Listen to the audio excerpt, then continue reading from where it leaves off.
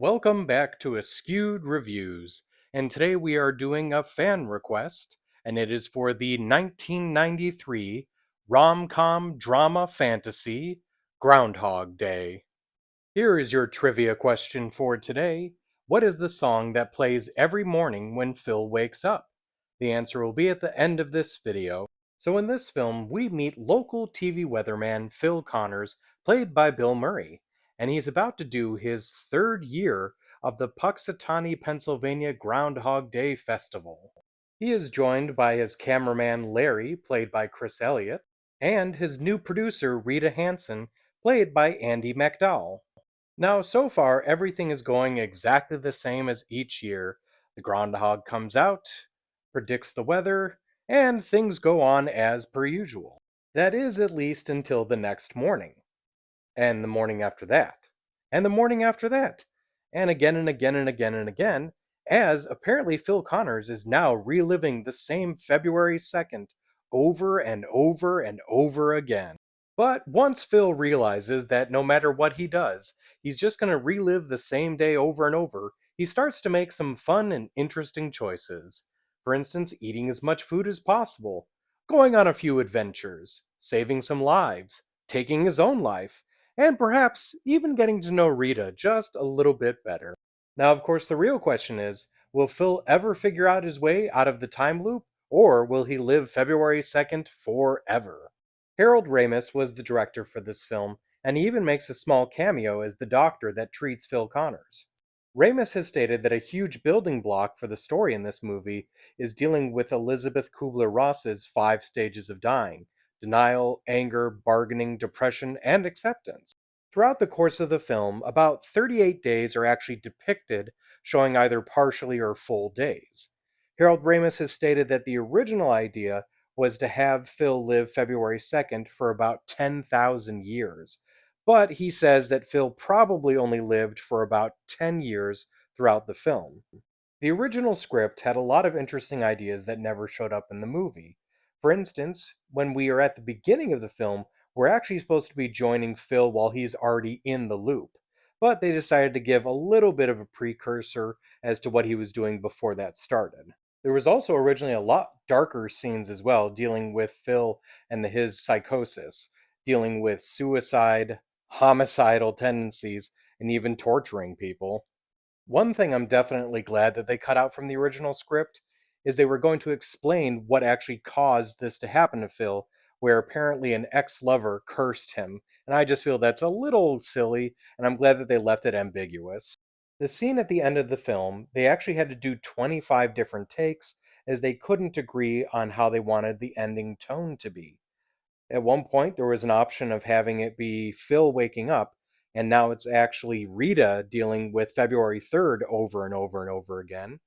Another idea was having them both waking up naked, although that seemed a little odd because then it would seem like sex was the answer and the only thing to get him out of the time loop. The movie takes place in Punxsutawney, Pennsylvania, but it was actually filmed in Woodstock, Illinois. There was actually a family of groundhogs that they raised specifically for this production. Speaking of the groundhogs, Murray was actually bitten by the groundhogs twice during filming. He had to have anti rabies injections because the bites were so severe. There's a moment in the film where Bill Murray says to the groundhog as he's letting him drive the vehicle, "Don't drive angry." And apparently that line was so catchy that they actually did take the words drive angry and turn that into a film. The Tip Top Cafe, where quite a few scenes were filmed, was a real location. However, today it's now been changed into a Mexican restaurant. Also, in the Tip Top Cafe, you may or may not have noticed that all of the clocks on the wall have been stopped so that it represents the stoppage of time. In the snowball fight scene, Harold Ramis actually instructed the kids to throw the snowballs at Murray as hard as they could. Bill Murray did not decide to back down and threw them back just as hard. The ice sculptures in the film were actually all made by one man named Randy Rupert, also known as the Chainsaw Wizard, who actually lives in Punxsutawney and appears at the Groundhog Day Festival every year. There were obviously multiple alarm clocks used throughout the film, as a lot of them get destroyed. In fact, the one that gets thrown on the ground was not actually broken by Murray, so right before the camera pans to it, they smashed it with a hammer. Bill Murray's eldest brother, Brian Doyle Murray, actually does appear in the film as well as the Grand Marshal Buster Green. Now, speaking of Grand Marshals, there are actually three people involved with this film who have gone on to appear as the Grand Marshal at the Puxatawny Groundhog's Day Festival. The director Harold Ramis, Bill Murray, and even actor Stephen Tobolowsky, who played Ned Ryerson. Bill Murray, of course, does a fantastic job as Phil Connors in this movie, but there were some other actors up for the role. Apparently, Chevy Chase, Steve Martin, Robin Williams, Michael Keaton, John Travolta, and Tom Hanks. Although Harold Ramis felt that all six of those other actors just weren't mean enough or a big enough jerk to pull off the character of Phil Connors, so Murray got the role.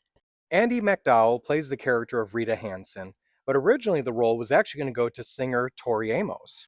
There's a couple that appears in this film and ends up as newlyweds by the end of it, known as Fred and Debbie. They're the ones that Phil gives a set of WrestleMania tickets to as a honeymoon gift. Fred is actually played by Michael Shannon. This is his first feature film debut, and you probably recognize him from a lot more movies since this. Debbie, on the other hand, is played by Hynden Walsh. You may not recognize her face as much, but possibly her voice. She's actually a voiceover actress that has done pretty much every version of Starfire for all versions of Teen Titans animated series. She has also done the voice of Princess Bubblegum on Adventure Time. So when it comes to the film Groundhog Day, I absolutely love this movie. It's a great time loop movie. In fact, there were some movies before this one that dealt with that, but this one kind of set the bar. Most other time loop movies kind of keep referencing back to this one as their inspiration. So I'm going to give this movie a 4 out of 5. And as for your trivia question, what is the song that plays every morning when Phil wakes up? The song that repeats every morning on the alarm clock is I Got You Babe by Sonny and Cher. In fact, it saw a huge resurgence when this movie came out. For a song that came out in 1965, it blew back up in 1993. I hope you enjoyed this episode of Askewed Reviews. If there's a movie you'd like to see get a review, just mention it in the comments. And as always, like, comment, share, and subscribe.